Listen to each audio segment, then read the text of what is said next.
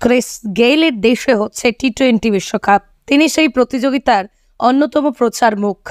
সেই গেইল হঠাৎ মুখ খুললেন ক্রিকেট বিশ্বে ভারতের দাদাগিরি নিয়ে।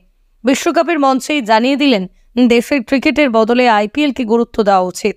যখন আইপিএল চলে তখন আন্তর্জাতিক ক্রিকেট বন্ধ রাখা উচিত। আইপিএলে Kolkata Knight Riders, Royal Challengers Bengaluru, Punjab কিংসে খেলেছেন গেইল।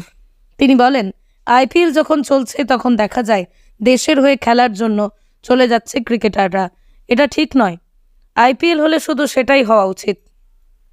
সেই সময় কোনো আন্তর্জাতিক ক্রিকেট হওয়া ঠিক নয়। এর ফলেই লাভ হচ্ছে ভারতেরই। ওদের ক্রিকেটাররাই পুরো আইপিএল খেলতে পারছে, সবাই সুবিধা পাচ্ছে। এটা হওয়া ঠিক নয়।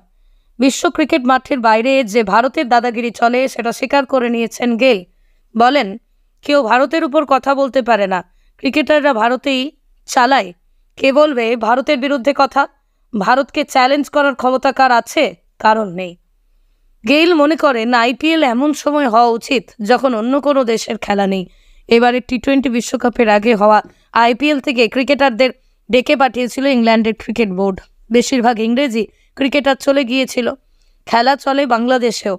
গেইল বলেন, বিশ্বকাপের সময় শুধু সেটাই হয়, অন্য কোনো খেলা হয় না। আইপিএলের সময়ও সেটা হওয়া উচিত। আইপিএলে যদি বিশ্বের সেরা ক্রিকেটারদের খেলাতে হয় তাহলে আন্তর্জাতিক ক্রিকেট থাকলে হবে না। এত বড় একটা প্রতিযোগিতার মাঝখান থেকে ক্রিকেটারদের চলে যাওয়া ঠিক নয়। এর ফলে একটা দল বাড়তি সুবিধা পেয়ে যায়।